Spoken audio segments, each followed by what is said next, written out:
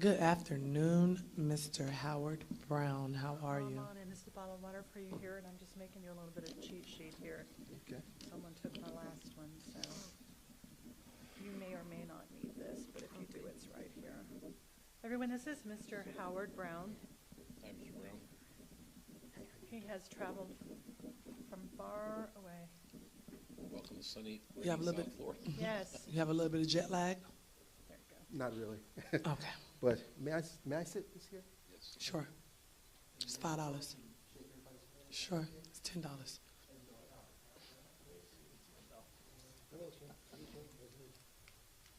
How you doing? Do I have to get up?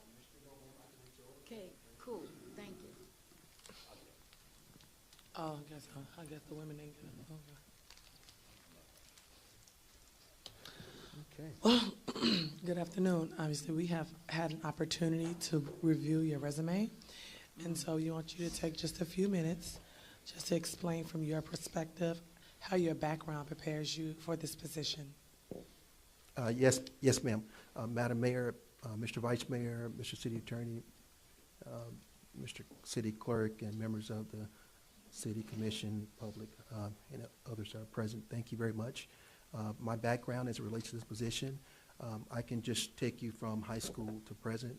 I graduated from Pensacola High School, which is in the panhandle of Florida, in Pensacola, Florida. After that, I went to college, graduated from Florida State University. Am I speaking loud enough? From where? Low.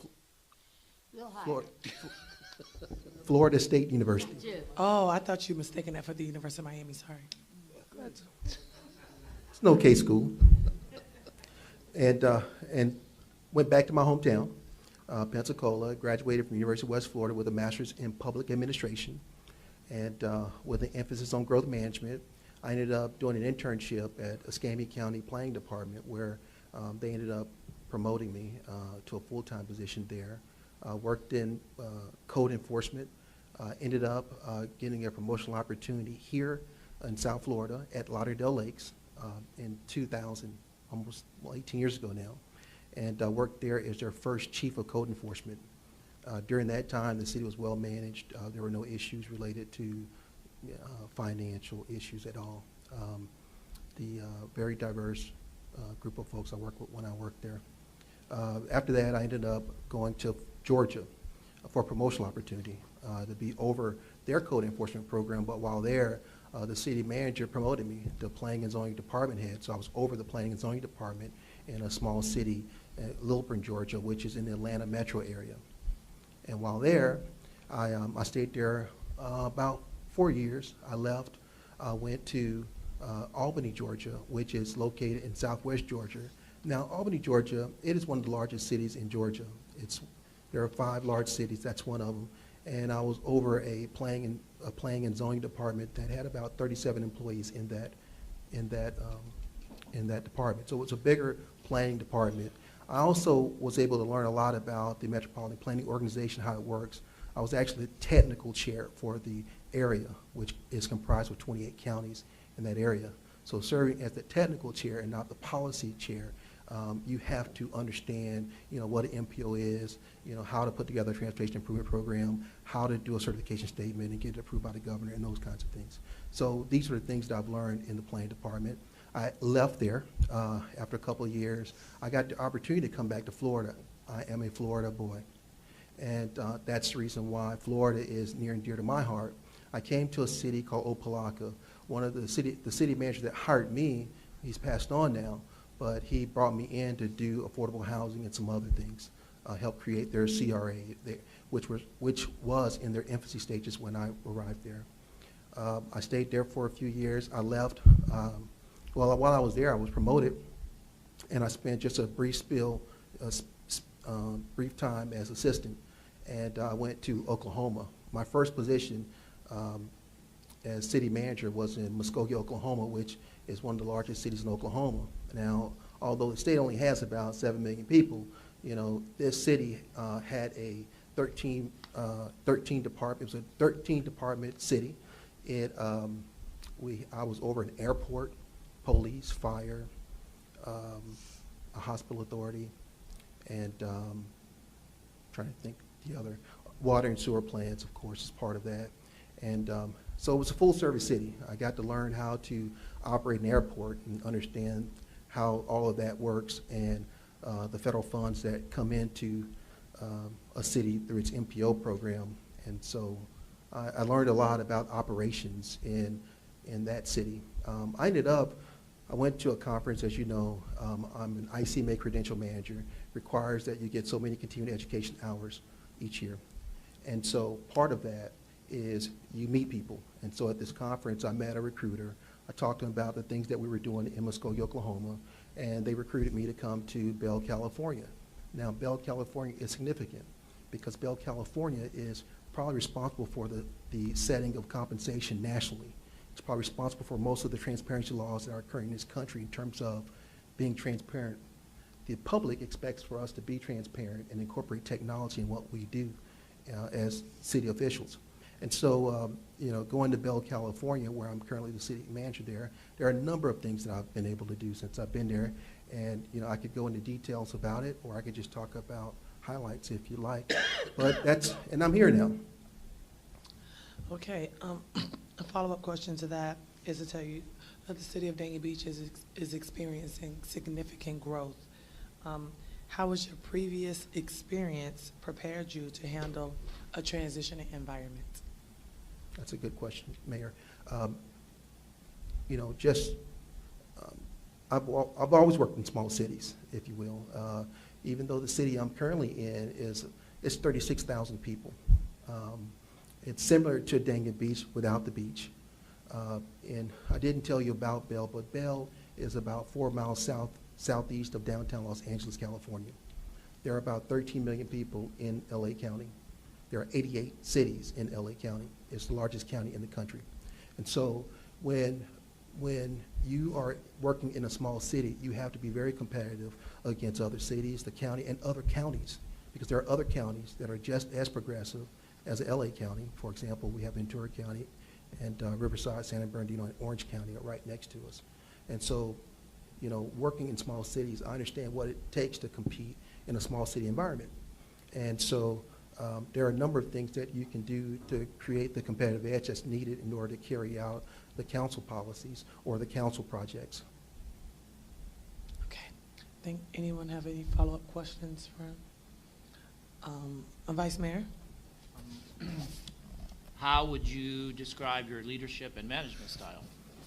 That's another good question, because I think that leadership and management is different. Leadership is taking a person to a place that they wouldn't go on their own. And so when you work in these communities, you have to be an effective leader, and that is getting people to do things that they wouldn't do on their own. Management, that's something that you can learn. That's something that you can be trained to do and do a good job of. And so leadership for me has been just that, getting people to do things they wouldn't do on their own through a very positive way, bringing people in to help take you to the next level or accomplish projects or carry out council policies. And as far as being manager, that's something that, good managers know. When we come into a city, you create specific plans on how you accomplish the council policies or carry out the council policies. But you sit down with the council, you get a good understanding of where they want to go, define, or predefine a plan and take them where they want to get to. That's your job as a city manager. Any follow-up questions? Yeah. Go ahead. Mr. Brown, what does it mean by a daytime population of 50,000 people? That threw me for a loop. Okay, so What is that? Okay, so what that is, okay, you have different criteria for what that is. So the United States Census Bureau, they look at your in-commuter traffic versus your out-commuter traffic, and they look at trip generations in and out of your city, and that determines what your daytime population is. So I don't know what the daytime population is for Dania Beach, but what you'll see, we're talking about people we serve. So they may not live in that community, but they may be there during the day. And so you'll hear, applicants, myself specifically, talk about servicing a daytime population because you're dealing with people who live there and people who don't live there. Okay. I still don't understand that, It would but be that's tourists. okay. People that commute in there to either shop, travel, or work versus people who are living in that community.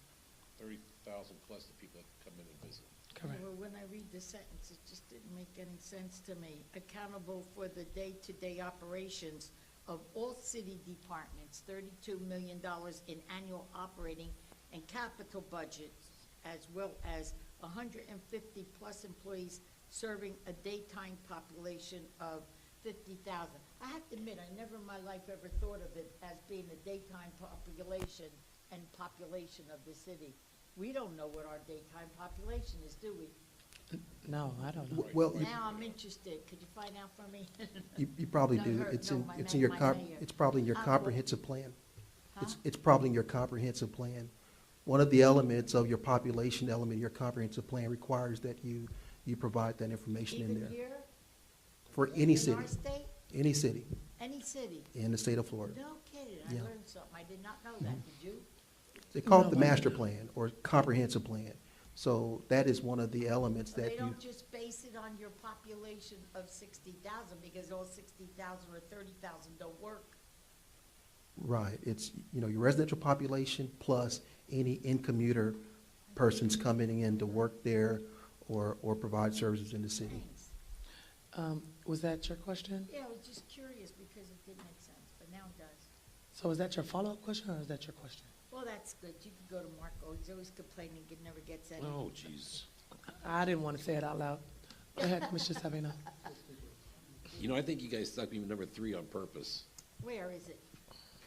Well, Oh, yeah, Commissioner you ain't Brandon kidding. goes I over do it. anyway. Okay. Well, hello. Please describe, this is a 6-part question. That's why they stick it with me, okay? I'll just do them one at a time for you. Okay.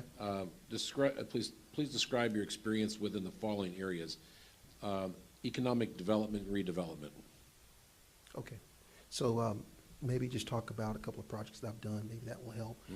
So I can start as a city manager or when I was a director. The most meaningful projects I've done was when I was a director, honestly, because I was hands-on. I actually evaluated the financial performance to determine if the project was financially feasible. But I would tell you that when I was in Oklahoma, my first city manager job, we had a complicated economic redevelopment deal where we built a shopping center where an existing juvenile detention center owned and operated by the county was sited. And so part of that, we had to negotiate with the county to get them to do a land swap with us for another property that the city.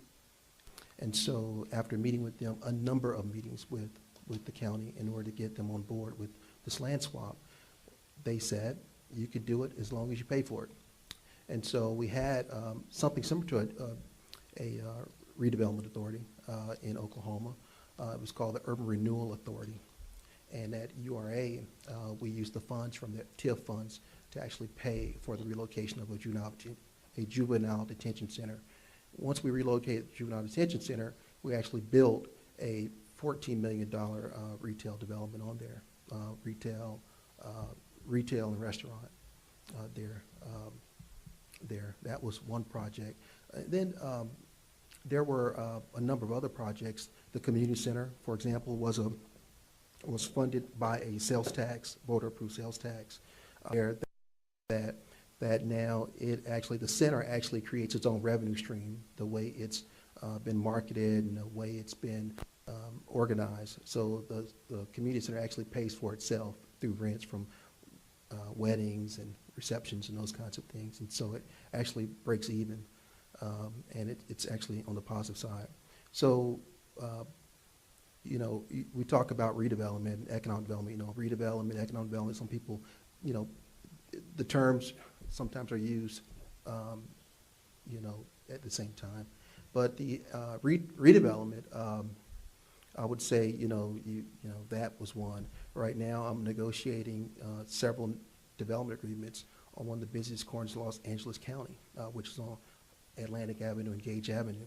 This area probably has about 1 million people that go up and down these two streets every day. And so I was able to get the council or the commission to authorize me to negotiate a development agreement. So development agreements in California are similar to the ones here of Florida statute 163 development agreement that you have here in Florida. They're almost similar. And so this development agreement also allows for the developer to build their project and preserve their rights, so that if the city commission changes their rules or regulations, their rights are protected and they can go on and continue their project without worry of a NIMBY issue or not in my backyard issue. And so it's a win-win when you have development agreements structured in that way. I was able to do 3 of them while I've been there in 2 years. They're very competitive. The city, we do these RFPs or requests for proposals like most cities. We end up selecting a developer who we feel that can do development in that area. Now, you may get 100 people interested, but you have to whittle that down.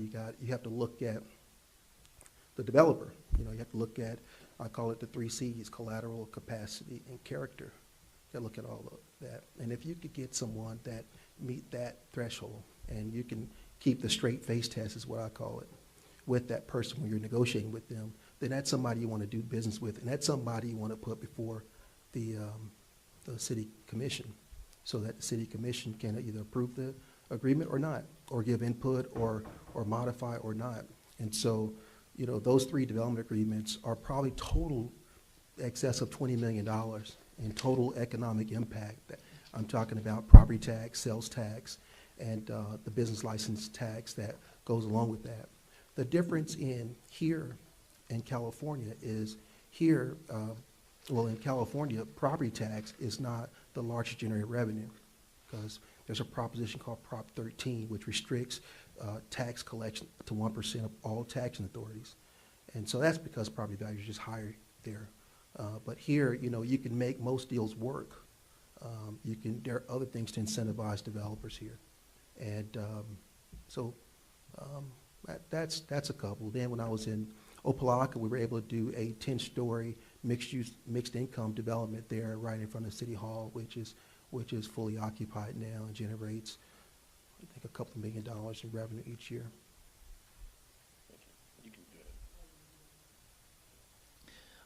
What is your experience in coastal management? Well, I grew up in Pensacola. That's on the beach. and I took courses in what we call coastal zone management.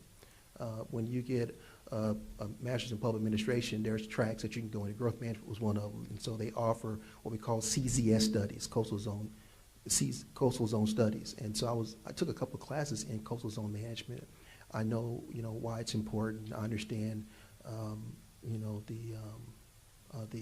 the implications of not doing proper management through like emergency preparedness. When I was in Opelika, of course, being here as plan director, you spend a lot of time putting together these emergency preparedness plans. They're also included in your comprehensive plan. And it details out what happens, who does what in an event of, for a minor example would be a hurricane, specific plans on how to carry out emergency preparedness plan as it relates to the hurricanes. With you being on the beach, with mean sea level probably being like 0 around here, or 6 or 7 feet, probably less than that. You have to make sure that you have good plans, especially on the zones. There are evacuation zones here. I'm sure zone 1 is probably right here on the beach and probably comes all the way to 95. I've seen, but again, having a good plan. The plan will spell out who does what. Sheriff's office will be involved to do X, Y, and Z. EMTs would be responsible for doing X, Y, and Z. The city public works department will be activated to do X, Y, and Z. You might outsource specifically like disaster cleanup efforts. Mm-hmm. So, you engage a contractor, they would come in, and actually be there. And they may not be here. They might be in Orlando somewhere, or somewhere where, because remember, you're going to have a problem here. So you're not going to be able to respond to that emergency. It'll be somebody from out of town that will be responding. And so when I was in National Guard, so I spent a lot of time here on hurricane duty here, actually in Miami. So. And your Your experience in affordable housing, I know that you mentioned something about affordable housing earlier being your background, so I want to know Yeah. a little bit about that. Yeah, so affordable housing is something that your comprehensive plan is probably going to tell you you need to look at do you have enough affordable housing in your community? What does that look like? What are some of the things to make that happen? So a lot of times cities, if they meet their affordable housing criteria, they tend to create ordinances that regulate safe and sanitary housing. So, one leg would be to create ordinances that ensure that landlords or property owners keep their properties clean and free of debris and nice looking. The other leg of that stool could be, how do you fund a project like this? Do you fund it through, and there's various sources. So like when I was in Opelika, we did a number of projects because a large number of that community met the low to moderate income criteria. And so there were a lot of mixed income deals that were leveraged by CDBG, Home, and Choice Neighborhood now is the new term that's being used out there. One of the things I probably want to talk to you about is that while I was there, we partnered with the Community Development Housing Authority, CHODO. And that CHODO became a partner with the city, and we were able to apply for grant funds through HUD. So about in 2010, HUD had a White House initiative that really helped the whole landscape of affordable housing, especially in extremely low to moderate income areas. And so we applied for what we call a community challenge grant. This grant was $1.2 million. We were the only city in the entire state of Florida to receive that, $1.2 million. And what did we do with it? We went and updated our comprehensive plan, which is the city's master plan. We ended up redoing our entire zoning ordinance. And then we created what we call strategy reports. These were like staff working papers to give the staff specific direction on what they need to do to carry out economic development, housing, you name it. And so what was near to me was the economic development and housing reports that we received. And because they were invaluable to staff, because now the staff has clear guidance on what they can recommend to the commission and what ultimately could be approved by the commission that moves the city forward. And so the grant was $1.2 million. It's called a Community Challenge Grant. I think the city of Opelika and Palm Beach County were the only two jurisdictions in Florida that received that. And I actually worked on that grant. Okay. Any other follow-up questions for that? Vice Mayor? Mr. Brown, if we contacted a cross-section of citizens from your current community, including supporters, detractors, and community organizations, what would we learn about you? They would say, why is he in Florida? What is he doing there? It's probably the first thing they'd say. I have a very good reputation, sir, in every community I've ever worked in. What you probably don't have is about maybe a few months ago, I decided that I was going to go out and look for a position back east, specifically here in Florida for personal reasons. And I'll start with what my staff said about me. We talked earlier about leadership and how a leader gets people to do stuff that they don't want to do on their own. We talked about that. Well, I have the knack of going in and corralling and getting citizens motivated to support projects that the commission has approved. And so I kind of like working in most of these communities, because when you work in these communities, you get to build a relationship with the citizens, which is, to me, is one of the most important. You're accountable to the city commission, but you're also accountable to the citizens. And so it's very helpful to have projects supported by the community, especially the citizens. And so, and I'm not trying to toot my own horn, but I'm somewhat known as a rock star in communities. When I come in there, I like to build a relationship with the commission. I like to build a relationship with the citizens and try to get things moving quickly, because you can get things moving quickly if you have the support of the approval of the city commission, but the support of the community. And we got the support and the approval of the council, of the commission. You can do whatever. You can do whatever it takes to get things going. Any other follow-ups for that? Commissioner Brandon Marty? Right. Describe what you would consider would be an ideal relationship between the city commission and the city manager. Well, the ideal relationship is, you know, good communication. I think it starts out with, you know, good and great communication. So when you're in the honeymoon period, you try to make sure that, you know, you're giving it all. You're giving it all when you're talking to the city commissioners. You're spending the equal amount of time with each city commissioner. You are understanding them, not just professionally, but personally. It is important. It is important that you get to know each city commissioner on a very personal level. I know that some people would say I disagree with that, but I would say that it's what we talk about in what we call good council-manager relations. In order to foster good council-manager relations, you have to build a relationship with the person that you're working for. You have to understand who you're working for. And then you have to put together the controls or the meetings in place to make sure that you meet with everybody. Now, everybody's not going to see eye to eye. Everybody's not going to get along, but you're going to have to agree on some guidelines on how you're going to interact with each other. I want to use your words, all right? Honeymoon. Right. What happens when the honeymoon's over? Right. And so when the honeymoon's over, that's why you have a plan in place. Because while, you know, you might have a city commissioner, when you want to meet with them, you know, every 2 weeks or every week or whatever they're free, whatever they can meet, whenever they can meet. But, you know, let's say that they don't want to meet with you. Yeah, That can happen. sure. And so when that commissioner says, hey, you know, I'm just not available. Well, you still have to go get information from them. You still have to check in with them to see, you know, if there's something that they want added. They may not be at every meeting. There are city commissions that I've been where, you know, we've had some absenteeism problems. It happens.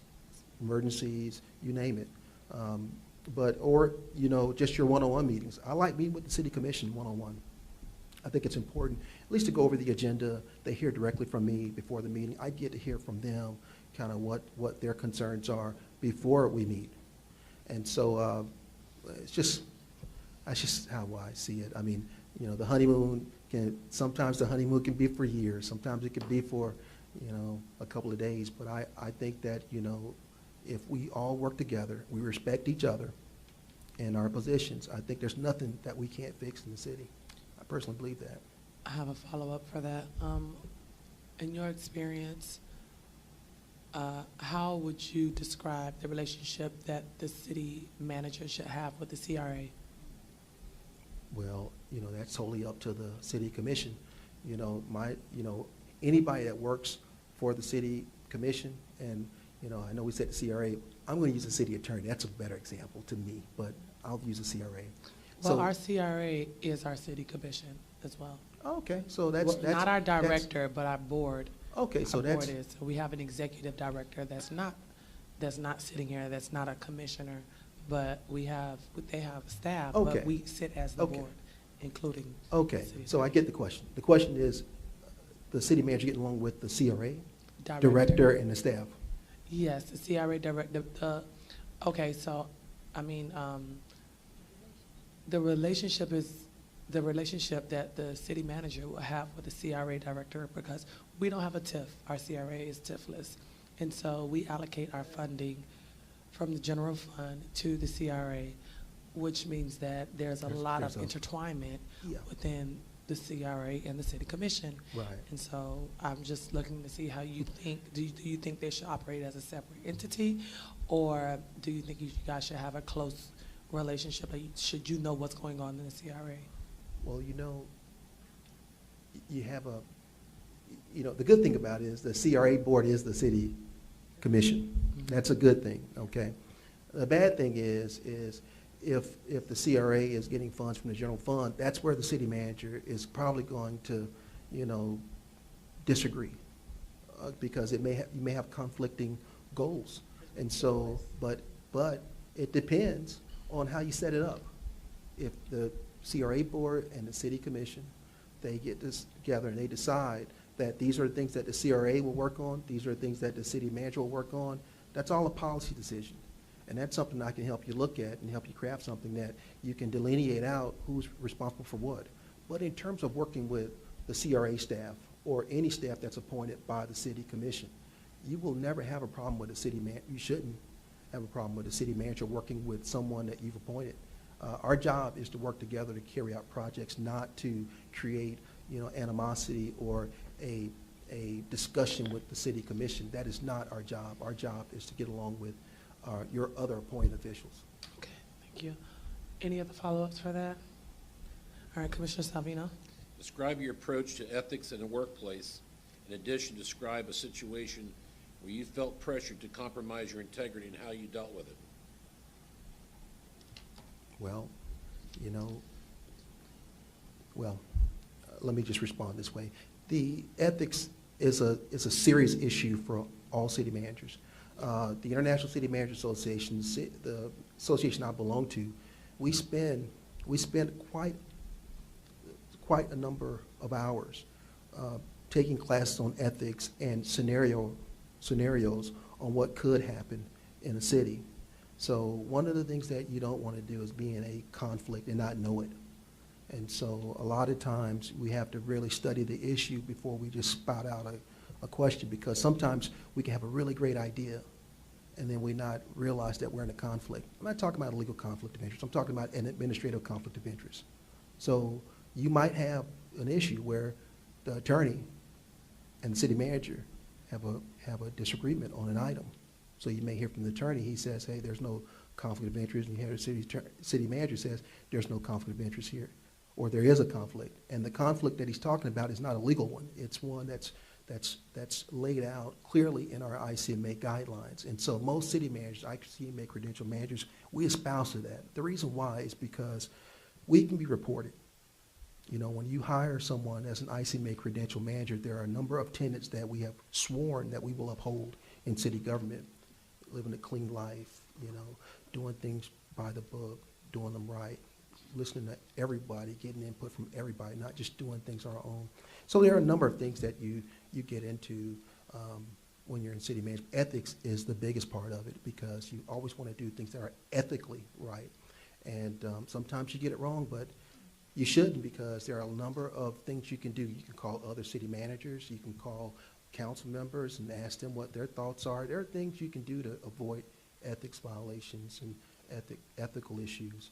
So, you talked about, this happens a lot more so than anything, and I don't want to talk about specifics with any board that I've worked for, because I find it inappropriate. I would just say that I have had a number of positions as city manager where I've had a commissioner say something to me that was inappropriate, or try to get me to do something that was definitely not right. Okay, so what do you do when that happens? Well, first of all, you have to make sure that you can sleep at night. That's my standard. Okay, so I have a hard time personally and professionally listening to stuff that may be not ethical. So I have a saying: if it's not ethical, if it's not immoral or unorthodox, you'll probably have me on your team, and I'll be an advocate for you. But I think if you veer off that and you do things differently, I think it's my job, my duty-bound job, to inform you privately that there's an issue that I see.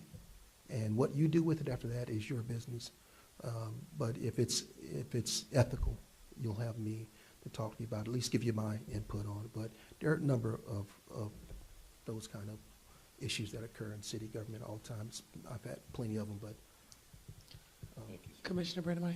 Yes, talking on ethics, like you were saying there, have you ever been involved in any kind of city complaint regarding ethics? Luckily, I have never been involved in any ethics violations or complaints from employees related to anything like that. Not even with your name in there and the city being sued, right? Well, I mean, I would have to, we get sued all the time. When I say we, Yeah. every city I worked in, we've been sued. And so it depends on what kind of suit you're talking about. but Any, I've never been involved in any in ethics violations. ethics especially. Yes. Have you ever? No. Good for you. Okay. Are you friends with any of our vendors right now that we have working for this city? Not that I'm aware of. Okay, are you familiar with Roderick Harvey? He Yes, works for the city. yes, The vendor, I could. yes, yes. Right, that's all. I just Yeah. wanted to know. Right, thanks. Gotcha. May I respond to that? Sure. Well, he was the auditor for at least 2 cities I worked in the past. Harvey, Branker, and Associates. Or- Was they- he also then, since you're bringing it up and I didn't, was he also involved in any kind of problem that that city was having? I wouldn't know. When I was in Lauderdale Lakes, I worked in code enforcement. And when I was in Opelika, I was a planning director.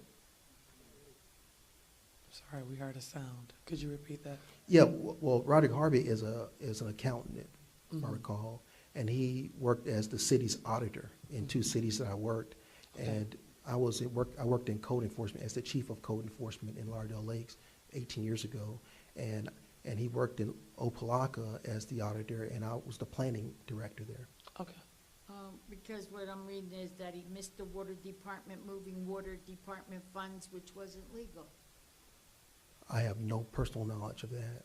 Well, he wasn't, you were the city manager at that time then? No, I Oh, was- okay, no, that's that's all I what wanted I'm to saying. He know. Were wasn't- you the city no. manager at that time? He was code enforcement and something else he just said. and planning and community development director. Okay, that's what I wanted to know, all right.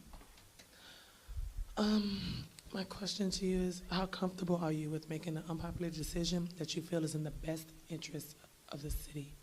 You know, as city manager, mayor, all of the controversial items are handled by the city manager. And that's pretty much been my life. You know, our departments, they can provide recommendations to the commission, and, you know, they get approved. City manager, if he's dealing with something controversial, he's handling it and he's dealing with it. And so I feel very comfortable dealing with issues of that level of controversy.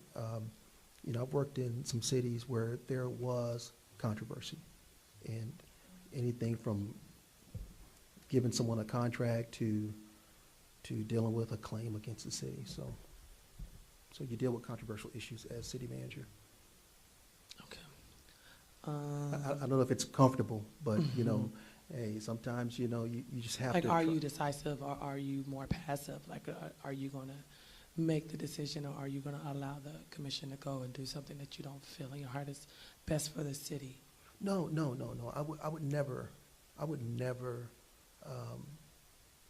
I would not, I don't think I would allow the city council to violate the law.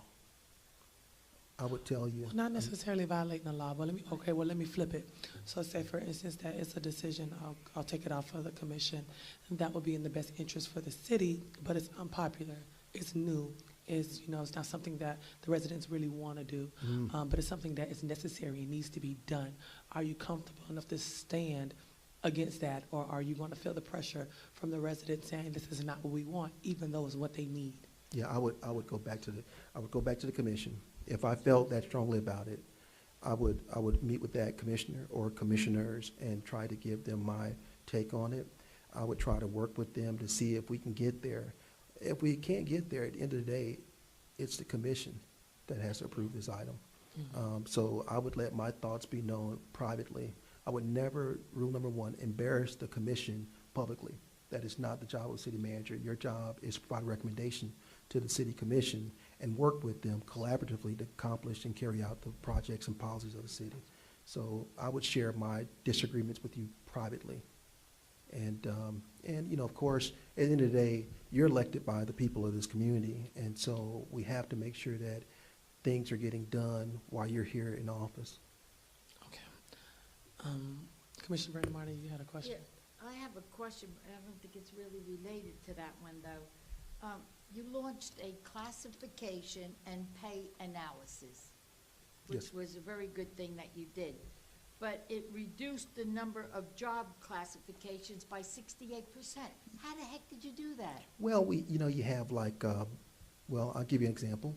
You have like office assistant 1, 2, 3, 4, planners 1, 2, 3, and 4. And so what you do when you have your staff study done, HR does it, not the city manager. They go through and they analyze the positions, and then they look at what the bona fide qualifications are for each one of those positions. And then they make a decision, do you need 4 levels of that position or not? Are those duties the same as OA1 and OA2? And so the reduction, it may not be 68. It could be, reducing 2 of those, removing 2 of those classifications. They're not necessary.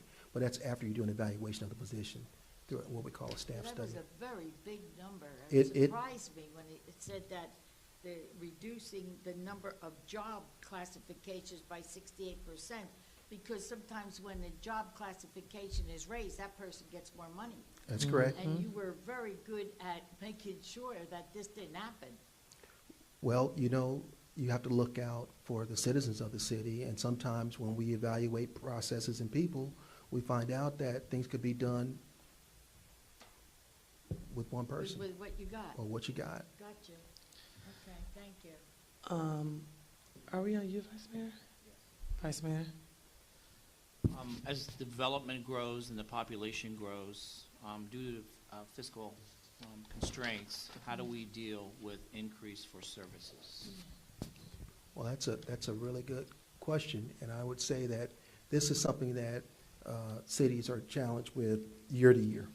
Okay, so what we have to do, we have to kind of anticipate changes in the local economy and the regional economy and the global economy. They are important when you're dealing with property tax and sales tax. And so those are probably the largest generator. I think property tax and sales tax is probably the largest generator revenue in the city, in Dania Beach, for example.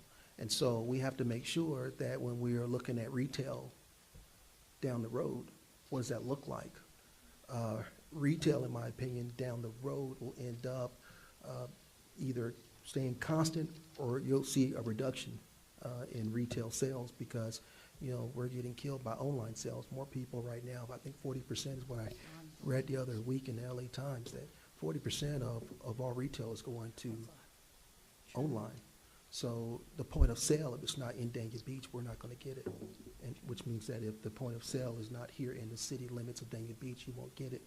And it depends on really how taxes are apportioned. But we would look at industries or create pilots or payment in lieu of taxes with developers and those kinds of things to help offset that. Because at the end of the day, you have all the retail development in the world. If you need the funds to pay for police or fire or whoever, and or city operations, which most times make up a small percentage of that sales tax dollar. But you need to have, you need to be looking at what are some of the alternatives to that. And here in the city, you created the CRA. I know you said you were Tiflis, but you might want to look at reconsidering that because We don't have the county stopped funding CRAs before we created our CRA. Oh, I So see. it's not an option. Of course, it's not an option we have. Yeah. We want all the money. Well, because No, I the understand what TIF, you're saying. is an alternative financing mechanism that most cities use Absolutely. to fund city future projects. Absolutely. And so when you have that money off the table and you're being supported by general fund, you have to be very clear on what you want to get done with that money because you only have a small portion of it. And so you have to be very strategic in how you put together your action plan. Any follow-up questions for that? And you should never approve a project without an action plan. Specific steps that get discussed with the city commission so you'll know what the expectation of the implementation of that project is so that you're comfortable with it because you're only here for a season is what I say. And so we have to synchronize our accomplishments with election cycles. Unfortunately, you have to because you have to show the public what you're doing while you're here. And so one of the things that I like to do is when we sit down, we go over our Gantt chart or our timeline. We need to make sure that these things are getting accomplished in a way where you can articulate that when you talk to people in the community, that this will be done on this date, and we expect this to be done on this date. So, Thank you. Commissioner Savino? Yeah, Mayor, I just wanted to address something. 5 and 7 kind of have been addressed in some of the questions. I don't know how you want to take a look at that. I'm going to ask number 6. How do you encourage and motivate and develop staff And what ways have you found to promote moral within your organization? Well, there are a number of non-monetary ways. Okay, of course, you can motivate anyone by throwing $1 at them. Okay, but I find it that in the higher up you go in city government, it's not a money. These jobs are not about the money, is what you find out. It may be at the entry levels, the team leads and the mid managers, money is important, but the higher up you go, recognition for what you do at a city is invaluable to senior managers. And right now, you asked about in your current city. In my current city, the average age of our employees are 29 and a half years old. The average age of our citizens are 32. Wow. So I deal with millennials, Generation X guys, baby boomers. Mayor's gonna move. And so I ended up coming to a city that was very young. And so it's a whole different skill set that you learn when you're dealing with millennials. Mm-hmm. And so we have to work in a way with those employees that are millennials in a different way than guys that are Generation X like myself or baby boomers like my brother. I mean, they're just different. Now, when I was in Oklahoma, the average age of our citizens were about 49, My age. 50, yeah. and it's a different cross-section. Even you look at our employees there, I was 10 years younger than most of our employees that I supervised in Oklahoma. Very stable community, very, very different community in terms of what it looked like. So, having worked in communities that had staffs that were really young and had staff that were really young. Seasoned. I'm sorry, seasoned. Easy. I was able to go in there and get folks to do what I needed them to do in order to accomplish. Because I always tied it to the overall mission. Most employees, if they can see how they fit into the overall vision and picture, they'll do it for you. They'll bring the answers to you. And because the city manager does not have the answers, they're just like the coach. They need good players. They need other people advising them. They need everybody. I call it all hands. I mean, when we go through a budget session, it's amazing what you can learn from a young person who's never ever done a budget before when you just let them talk. The last 3 years has been good because I've learned a lot, being there because, I've heard ideas that ended up becoming carried out. We actually implemented them. And so working with our employees, all age brackets, is something that I understand. And I think I'm in a good position because I'm in the middle, actually. So I get to see both sides of the house. By the end of your first 90 days and the first year as city manager, what would you expect to have accomplished? Yeah, so it's like the 100 days of, 100, yeah. Well, let me just say this, okay? Just the last two cities. There's not much you can get done in 90 days, okay? What you can get done in 90 days is an agreement on a plan. And I'm not talking about a long-range plan. I'm talking about maybe an action plan, on what you plan on accomplishing that year or 2 years. And so let's just say that, if I came on board, the first thing I'd want to do is see what's up with the city commission, because that's the first thing you want to find out, where they're at and where they want to go, okay? And once you find out that and you can get agreement on the plan, then that's when you hit fast forward or whatever, and you move it forward. Then, of course, reality lands hits. You have to talk with the staff because, nothing can get done without the staff because the staff is there to do the work. And if the staff is not engaged, fully engaged, informed, and providing input along with that, it can create a problem or a bottleneck where things get slow. So I like to meet with the commission, with the staff around so they can hear directly from the commission. I've had it both ways. I've had it where I've only met with the city commission and not the staff around. But I find it, sometimes it's better when the staff is there and they're listening to the concerns of the commission, and you get things done quickly. You get things done quicker when you have consensus and you have, people who stay focused on the long-range plan. Every community you go to, you'll see there's one thing about it, that community when you go there. They had a plan and they stuck to it. I can take you numerous communities that when they work together, no matter if they disagree publicly, if they work together and they stay focused, they get things done. How will you go about evaluating different departments, and would you be would you be favorable to removing department heads if they do not align with your vision or expectation? Well, we talked about the city manager's role being, a pretty handling controversial items. And so, without going to specifics about something like that, I've probably dealt with every big personnel issue in a city since working as city manager. And so, I'd like to say that that would not be an issue for me at all. I'd like to get the chance to evaluate the staff first and work with them and see where they're at. Most likely, they're probably doing a good job. You just don't know about it. There are things that, you don't really know until you know. And so I would like to have the opportunity to evaluate the staff and evaluate the departments and see how they function. Maybe they're functioning fine. Okay, so now you evaluated a person. You do your due diligence. You're right. Could you ever utter the words, look for another job? Well, I wouldn't say that. Well, can you fire them? Can you make a decisive action? Yes, ma'am. Have you ever? Yes, ma'am. Whoops. What? You- Watch out, you're talking to an Italian woman over I see that. I see that. I just want to know that you're not a yes man to a particular person, whether it be a commissioner, a mayor, or nothing. That once you do your due diligence, even though I say to you, and private, of course, that guy really doesn't do his job. He should be replaced, which is none Well- of my business because the charter forbids me from saying that to you to begin with. You hear We it. don't have the right to tell you who to hire and who to fire.